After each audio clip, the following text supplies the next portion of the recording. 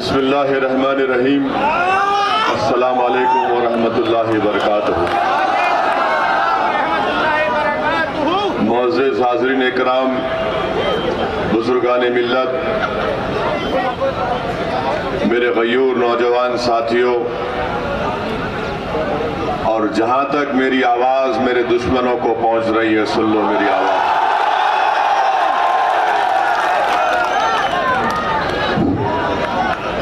मेरे अजीज दोस्तों और बुजुर्गों,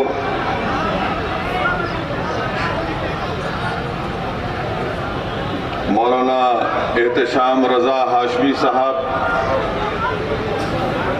उम्मीदवार प्रत्याशी मजलिस इत्तेहादुल मुस्लिमीन हसनपुर, एडवोकेट मोहम्मद आदिल अंसारी साहब, उम्मीदवार नौगावा सादात, मोहतरम जनाब शौकत अली साहब, सदर मजलिस उत्तर प्रदेश जनाब शमीम तुर्क साहब, जनरल सेक्रेटरी उत्तर प्रदेश मजलिस इत्तेहादुल मुस्लिमीन निज़ाम नश्तर साहब, रुकने बल्दिया मुफ्ती साकिब कासमी साहब, नईम मंसूरी साहब जो ज़िला सदर अमरोहा के, यूसुफ अब्बासी साहब,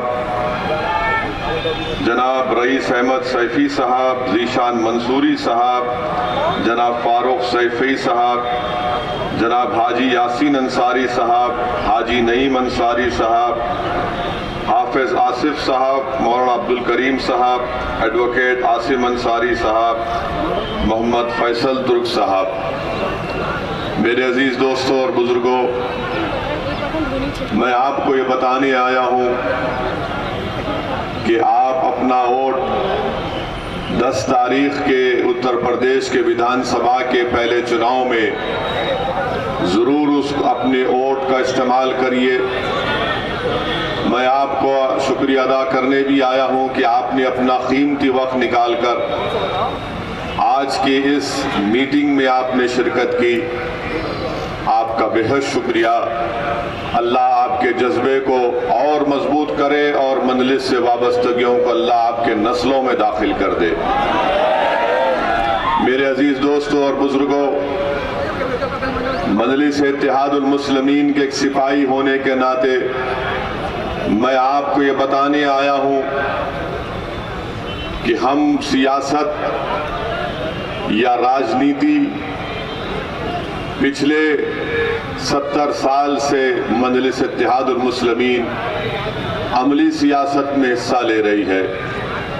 हम सियासत या राजनीति हमारे लिए कोई तिजारत नहीं है, कोई दौलत कमाने का जरिया नहीं है।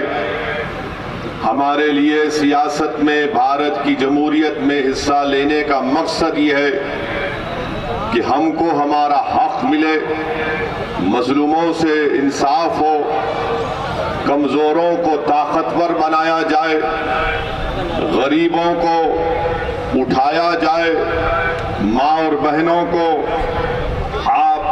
उनका हक मिले, और जो भारत के संविधान में जो कमजोरों के ताल्लुक से बाबा साहेब अम्बेडकर ने लिखा, वो तमाम चीजों को हासिल किया जाए।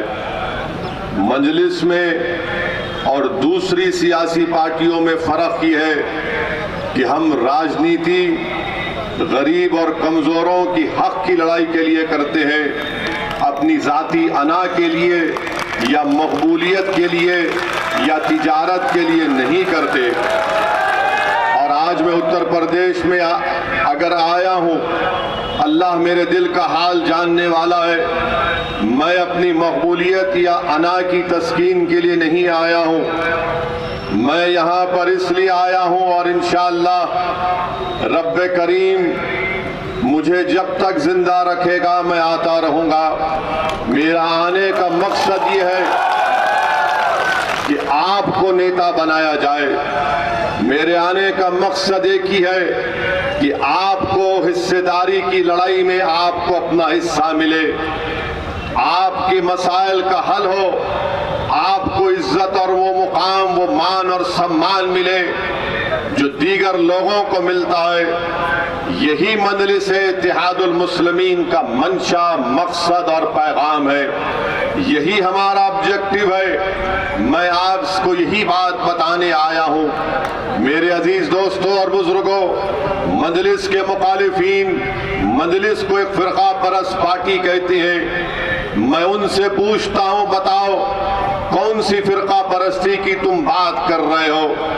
आज सरजमीन दक्कन में मजलिस के 7 रुकन असेंबली है, 7 MLA विधानसभा में हैं, बिहार में 5 हैं, महाराष्ट्र में 2 हैं। बताओ, वहां की कोई मिसाल दो, हैदराबाद की या सीमांचल की उस सरजमीन की जो भारत का सबसे पसमानदा इलाका है, या फिर मालेगांव और धूलिया जहां पर मजलिस के विधायक हैं। क्या इन हमारे विधायकों ने किसी मजहब के खिलाफ कोई बात